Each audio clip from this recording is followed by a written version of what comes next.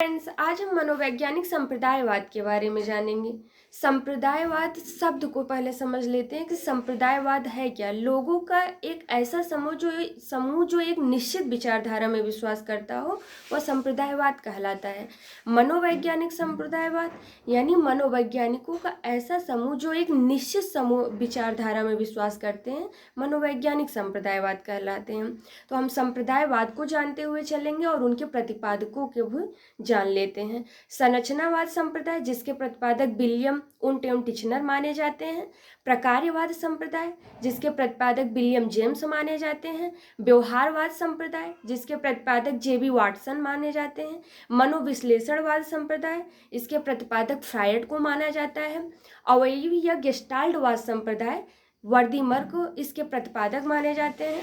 प्रयोजनवाद या प्रेरकीवाद संप्रदाय, पूर्णाग्रवाद संप्रदाय, इसके प्रतिपादक आलपोर्ट को माना जाता है। क्षेत्रवाद संप्रदाय, इसके प्रतिपादक कोर्टलेविन को माना जाता है। संज्ञानवाद संप्रदाय, और जो लास्ट यानी 10वां संप्रदाय है वह है मानवतावाद का संप्रदाय, इसके प्रतिपादक मैस्लो को माना जाता है। अब हम क्रम से एक एक के बारे में जानते हुए चलते हैं। संरचनावाद संप्रदाय, इसके प्रतिपादक विलियम उंट टिचनर को माना जाता है। ये संप्रदायवाद 1879 में जर्मनी के लिप्चिंग शहर में इसका विकास हुआ। तो ऐसे ही क्वेश्चन पेपर में पूछा जाता है कि प्रथम मनोवैज्ञानिक प्रयोगशाला की स्थापना हुई, यानी 1879 में जर्मनी के लिप्चिंग शहर में इसकी स्थापना हुई। जो संरचनावाद संप्रदाय है वह जो है फोकस करता है, उसका जो उद्देश्य है, जो जिस बात पर बल देता है वह है मानसिक तत्व व मानसिक संरचना के अध्ययन पर बल। अब हम प्रकार्यवाद के संप्रदाय के बारे में जानते हैं। इसके प्रतिपादक विलियम जेम्स हैं और यह मस्तिष्क कैसे कार्य करता है इस पर बल देता है। तो यहाँ ये भी समझते हुए चलते हैं कि शिकागो संप्रदायवाद क्या है और कोलंबिया संप्रदाय क्या है। शिकागो संप्रदाय में कौन कौन से मनोवैज्ञानिक आते हैं और कोलंबिया संप्रदाय में कौन कौन से मनोवैज्ञानिक आते हैं। यानी जो शिकागो है उसमें जॉन डेवी आते हैं, हार्वेकर आते हैं और मीड आते हैं, जबकि कोलंबिया संप्रदाय में वुडवर्थ एवं कैटल आते हैं। जो तीसरा संप्रदाय वह है व्यवहारवाद। व्यवहारवाद के प्रतिपादक जेबी वाटसन को माना जाता है। सबसे बड़ी विशेषता व्यवहारवाद की यह है कि इसमें प्रत्यक्ष या अवलोकीय व्यवहार के अध्ययन पर बल दिया जाता है, उद्दीपक अनुक्रिया पर बल दिया जाता है। अगर इसमें मनोवैज्ञानिकों की बात करें तो इसमें थार्नडाइक, स्किनर, कोहलर, पावलोव वे सभी मनोवैज्ञानिक आते हैं जो व्यवहारवाद पर बल देते हैं। तो इसके हमने जो है अलग अलग वीडियो में एक एक करके थार्नडाइक के सिद्धांतों को जाना है, जिन्होंने उद्दीपक अनुक्रिया का सिद्धांत दिया है। तो जो व्यवहारवाद है वह उद्दीपक अनुक्रिया पर बल देता है। अनुबंधन को अधिगम के मुख्य आकार के रूप में भी ये बल देता है। व्यवहारवाद के प्रमुख वैज्ञानिकों की भी हमने बात की। पावलोव, स्किनर, कोहलर, थार्नडाइक माने जाते हैं। इसके बाद हम मनोविश्लेषणवाद की बात करें तो मनोविश्लेषणवाद यानी फ्रायड, इसके प्रतिपादक फ्रायड को माना जाता है। और ये वियना के निवासी थे। ये इन्होंने अचेतन अवस्था पर ज़्यादा बल दिए। स्वतंत्र साहचर्य विधि के भी जनक माने जाते हैं। इन्होंने कहा कि मनुष्य के व्यवहार में सबसे ज़्यादा अचेतन मन प्रभावित होता है। इन्होंने अचेतन मन को यह बताया कि मन समुद्र में तैरते हुए हिमखंड के समान है, जिसका अधिकांश भाग डूबा हुआ रहता है। यह बहुत कोटेड लाइन है और यह पूछा भी जाता है कि ये किसने कहा है। इन्होंने कहा कि मन समुद्र में तैरते हुए हिमखंड के समान है, जिसका अधिकांश भाग डूबा रहता है। इन्होंने मन पर शासन करने वाली शक्तियों को भी बताया, जिसको हमने फ्रायड के सिद्धांत में चर्चा कर लिया है। इन्होंने इदम, अहम और पराअहम की बात की। इदम यानी आनुवांशिकता जो जन्मजात होती है। इदम का जो आधार होता है वह सुख होता है। अहम यानी वातावरण, क्या सही है क्या गलत है, यानी वास्तविकता को जानना इन्होंने अहम बताया, यानी साधारण अंतःकाल वास्तविकता।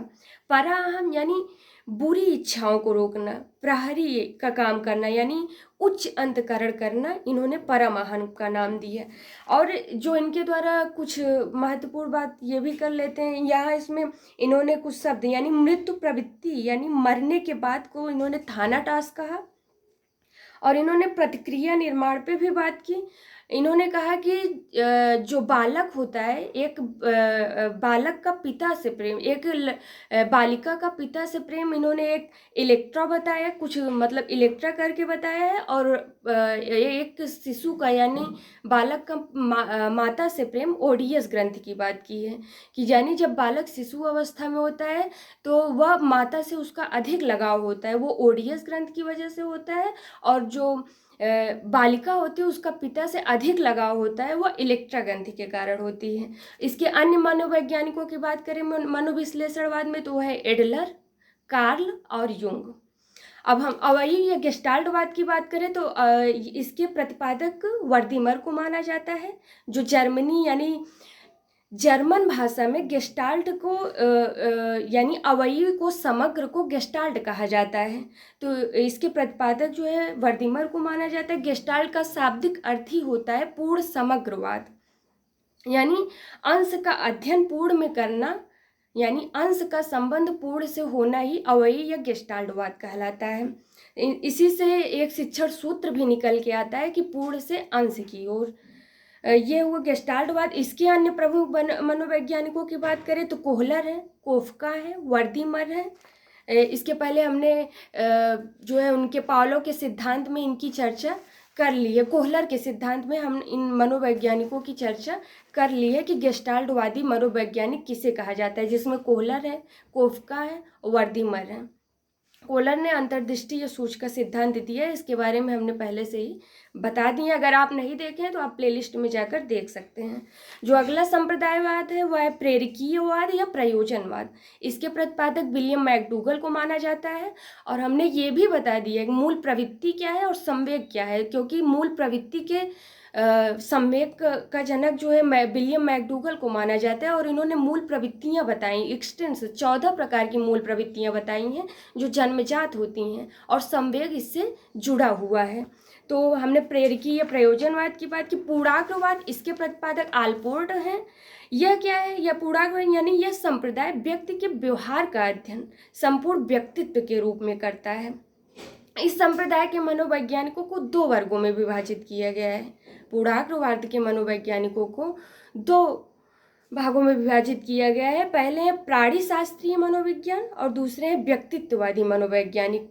प्राणी शास्त्रीय मनोवैज्ञानिक में मेयर हैं, कागिल हैं और गोल्डस्टीन हैं। इन्होंने यह माना है कि मनुष्य का व्यवहार उसकी आंतरिक संरचना पर निर्भर करता है, यानी उसके शारीरिक बनावट पर, उसकी आंतरिक विचार पर निर्भर करता है कि कैसा उसका विचार है। यह बहुत पूछा जाता है कि ये किस संप्रदायवाद में आता है, किस संप्रदायवाद में आता है। और व्यक्तिवादी मनोवैज्ञानिक की बात करें तो इसमें आलपोर्ट है, और ये जो है यह समाजशास्त्र के अध्ययन पर बल देता है। जो 8वां संप्रदाय है वह है क्षेत्रवाद। इसके प्रतिपादक कोर्ट लेविन को माना जाता है। इसको तल रूप सिद्धांत या सदिश विज्ञान सिद्धांत भी कहा जाता है। इसमें मनुष्य के व्यवहार की 3 शक्तियां कैसे प्रभावित करती हैं उसकी बात की है। एक कर्षण शक्ति, सदिश शक्ति, गतिशीलता की शक्ति। कर्षण शक्ति को आकर्षण भी कहा जाता है। सदिश शक्ति यानी निश्चित दिशा होती, गतिशीलता की शक्ति यानी गति। कर्षण यानी लक्ष्य, आवश्यकता, आकर्षण का होना। ये सदिश, दिशा, लक्ष्य यानी लक्ष्य, तीनों ही लक्ष्य की बात करती हैं। संज्ञानवाद 9वां संप्रदाय है। इसके बारे में जाने, संज्ञान का हमने पहले भी अध्ययन कर चुके हैं। तो संज्ञान का शाब्दिक अर्थ समझ लेते हैं। होता है, इसका अर्थ शाब्दिक अर्थ है कि जानना, समझना, अवबोधन। संज्ञानवाद वह संप्रदाय है जिसके अध्ययन में केंद्र में जानना और समझना होता है। और इसके जो प्रमुख मनोवैज्ञानिक हैं, हमने जीन पियाजे का सिद्धांत भी पढ़ा चुके हैं। तो अगर आप नहीं देखे हैं तो प्लेलिस्ट में जाके देख सकते हैं।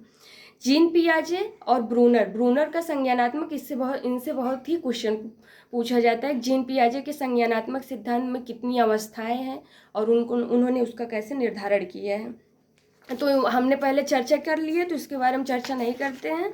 आगे जो हमारा 10वां संप्रदाय है वह है मानवतावाद का संप्रदाय। ये इसके प्रतिपादक मैस्लो को माना जाता है। इस संप्रदाय के अध्ययन के केंद्र में मानव है। यह संप्रदाय कहता है कि वह सीखना प्रभावी होता है जो अधिगम करता है कि आवश्यकता पर आधारित होता है। ये बहुत ही इनका जो ये सिद्धांत है मैस्लो का अभिक्रमित या आवश्यकता का सिद्धांत, जिन्होंने निम्न स्तर पर बताया कि हमारी जो मूल आवश्यकताएं हैं, रोटी कपड़ा मकान, इसको पूरा करने के बाद हमारे अंदर सुरक्षा संबंधी आवश्यकता आती है, तो इसे इन्होंने निम्न स्तर पर माना। और जो उच्च स्तर पर माना, इन्होंने कहा संबंध उन्मुख, यानी वात्सल्य, प्रेम, मित्रता, रिश्ते, ये इसको इन्होंने उच्च स्तर पर माना।